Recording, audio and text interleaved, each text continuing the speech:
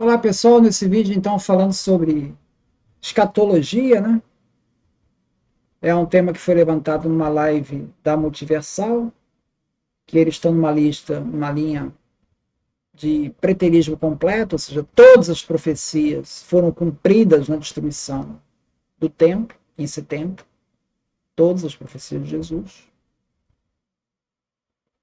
e que a destruição do templo e aqueles eventos apocalípticos são todos o mesmo fenômeno, o mesmo movimento, né? Eu já falei aqui das águias, que seria uma referência ao exército romano, possivelmente, tá? Que isso aparece no capítulo de Mateus 24. Mateus 24 está falando da destruição do templo. Começa no versículo 1 falando da destruição do templo. Depois ele fala da vinda do Filho do Homem, versículo 26. E assim, no 27 está assim: pois como um relâmpago parte do Oriente e brilha até o poente, assim será a vinda do Filho do Homem. Onde estiver o cadáver, ali se juntarão os abutres. Aqui está traduzindo como abutres, mas a gente já viu que é águias o termo, né? O termo, na verdade, é águias.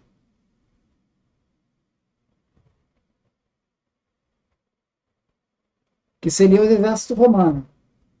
Então, essa referência, de qualquer maneira, o capítulo 24 está falando de destruição do templo no começo. Então, essa vinda do Filho do Homem parece um evento que está ligado à destruição do templo. Ou será que são dois eventos separados no tempo? Não está claro. Mas a princípio que fala aqui nas águias, então estaria ligando aí um evento ao outro. Mas a questão, e eu falei no vídeo anterior, é que nem tudo se cumpriu. Esse é o ponto. Nem tudo se cumpriu. E aqui é o que eu vou estar falando nisso aqui, nesse vídeo aqui. Tá? Porque você tem em João, tá? João, capítulo 5, 28, Jesus diz, não vos maravilheis disso, porque vem a hora em que todos os que estão nos sepulcros ouvirão a sua voz, e os que fizeram bem sairão para a ressurreição da vida, e os que fizeram mal para a ressurreição da condenação. João 6,39, é a vontade do Pai que me enviou é esta, que nenhum de todos aqueles que me deu se perca, mas que o ressuscite no último dia. Porque a vontade daquele que me enviou é esta, que todo aquele que vê o Filho e crê na vida eterna, eu ressuscitarei no último dia. Note que João não fala de destruição de templo, mas ele está falando de um fenômeno aqui da vinda do Filho do Homem para a ressurreição dos mortos. Isso não é metáfora. Isso não é metáfora. Isso não aconteceu em 70. Ressurreição dos mortos para o julgamento não aconteceu. E João está dizendo isso. João já está sendo escrito depois da destruição do templo, 70. E ele está falando dessa ressurreição aí. Então, se ele sabe, João sabe, que já teve a destruição do templo e ali não aconteceu ressurreição, como é que ele escreve um texto dizendo que vai ter ressurreição? É porque é um evento futuro. Não pode ser a destruição do templo de 70. E João já não fala de destruição do templo. Ele pula essa parte.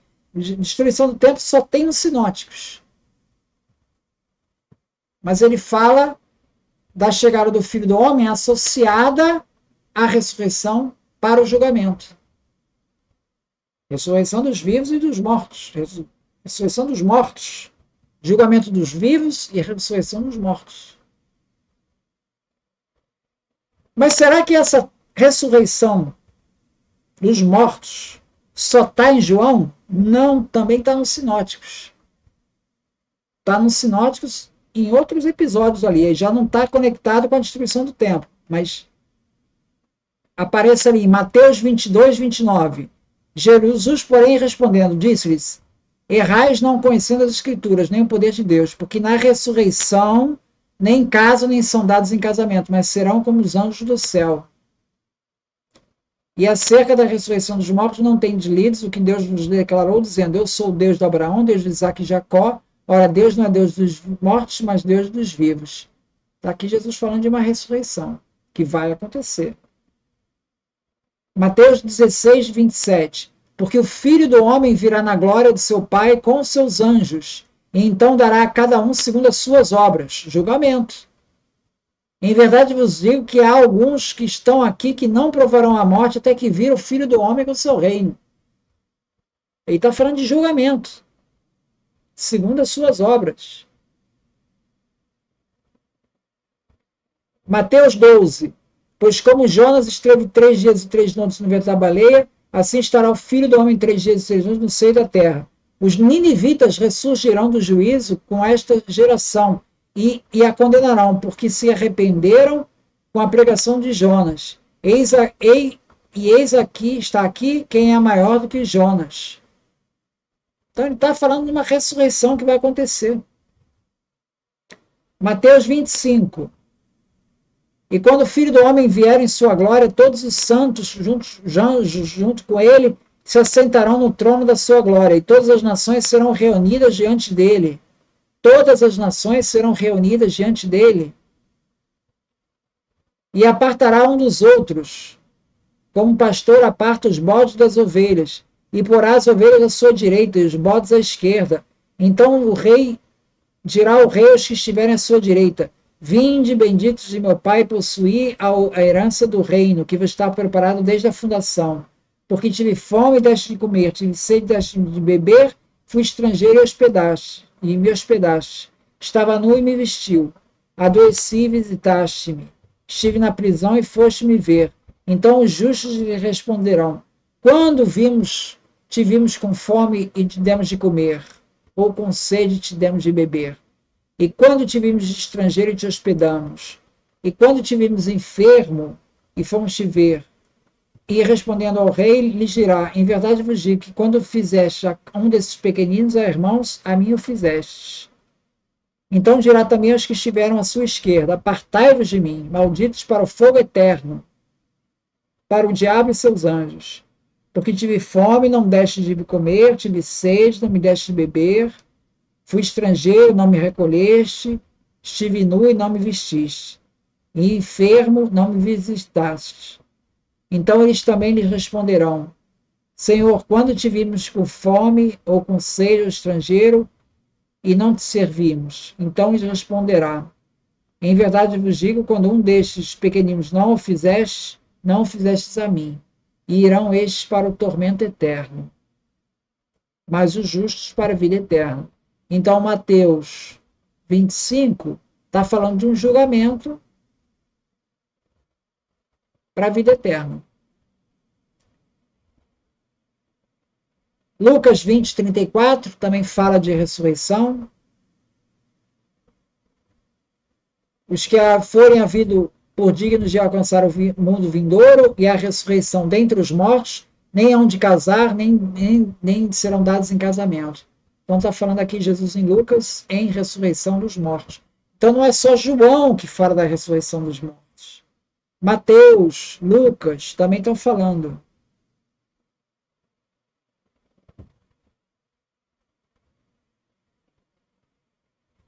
Mateus 11, 22. Por isso vos digo que haverá menos rigor para Tiro e Sidom no dia do juízo do que para vós, dia do juízo, dia do julgamento. Essa crença, ela vai continuar existindo mesmo depois de 70. 2 Timóteo, que é um texto que é já escrito bem depois de 70, já no século II, 2 Timóteo 4:1 diz: Conjuro-te, pois, diante de Deus, o Senhor Jesus Cristo, que há de vir para julgar os vivos e os mortos, na sua vinda e no seu reino. Ou seja, ele ainda vem para julgar os vivos e os mortos. Destruição do templo já aconteceu lá em 70. Esse julgamento aconteceu lá em 70? Não. 2 Timóteo 4:1 está reforçando o que Jesus havia dito. Então, veja, nos sinóticos aparece ali destruição do templo e ressurreição dos mortos, julgamento final. Em João, só tem filho do homem, ressurreição, julgamento final. E ali em 2 Timóteo também, julgamento final. Essa associação com a destruição do templo, ela ficou para trás, ela ficou nos sinóticos. 1 Tessalonicenses 4,16. 1 Tessalonicenses é um texto escrito por Paulo ali, a carta autêntica de Paulo, lá nos anos 50. Vai estar assim: porque o mesmo Senhor descerá do céu com alarido, e com a voz de arcanjo, e com a trombeta de Deus, e os que morreram em Cristo ressuscitarão primeiro. Depois nós, os que ficamos vivos, seremos arrebatados. Aqui já traz um conceito novo, arrebatamento. Isso Paulo falando em 50, tá? Antes de 70. Tá? Antes da destruição do templo. Então esse texto aqui não resolve a questão, porque está antes de 70. Mas o texto de 2 Timóteo, com certeza, é depois de 70. E está falando em julgamento dos mortos. Jesus para vir julgar os vivos e os mortos. Paulo, em 1 Coríntios 15, ele também fala da ressurreição. Ele diz assim, 1 Coríntios 15, porque primeiramente vos entreguei o que também recebi, que Cristo morreu por nossos pecados, segundo as Escrituras, e que foi sepultado, e que ressuscitou ao terceiro dia, segundo as Escrituras. Foi visto por Cefas, depois pelos 12. Depois foi visto por uma vez por mais de 500 irmãos, dos quais ainda vive a maior parte, mas alguns já morreram também. E se Cristo não ressuscitou, vã é a nossa pregação, e também é vã a vossa fé. Mas de fato, se de fato Cristo ressuscitou dentre os mortos, mas de fato Cristo ressuscitou dentre os mortos, e foi feito as primícias dos que dormem. Primícias dos que dormem. Então, os que dormem vão ressuscitar. Porque assim como a morte veio por um homem, também a ressurreição dos mortos veio por um homem. Porque assim como todos morreram em Adão, assim todos serão vivificados em Cristo. Mas cada um à sua ordem. Cristo como primícias, depois os que são de Cristo na sua vinda. Depois virá o fim, quando tiver entregado o reino a Deus, ao Pai, e quando houver aniquilado todo o império e toda a potestade e força. Aniquilado todo o império. Império Romano. Aniquilado o Império Romano. Paulo dizendo aqui, 1 Coríntios 15, 24. Então, Paulo está concordando que isso aí não é em 70, ele está escrevendo em 50. Ele ainda não sabe dos acontecimentos de 70. Mas ele está dizendo que ele está falando de um momento que o Império Romano será aniquilado. É um evento futuro da vinda de Jesus. Um evento que não foi cumprido. Não houve a ressurreição dos mortos. Quando Cristo ressuscita, tem uma passagem ali em Mateus que diz que alguns mortos ressuscitaram, como primícias. É o anúncio dos mortos que irão ressuscitar no futuro. Ou seja, havia essa expectativa. Nos evangelhos sinóticos, em João, nas cartas de Paulo, autênticas e posteriores. E na igreja primitiva. Então, a ideia dos preteristas, que isso é um erro, a tradição errou, o Orellana fala isso. Né? Quando criou-se essa expectativa futurista, foi um erro ali da igreja primitiva, da tradição. A tradição é falha.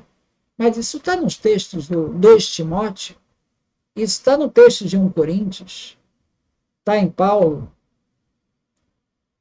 Então é uma perspectiva futurista que aparece aqui nos textos que não foi cumprida.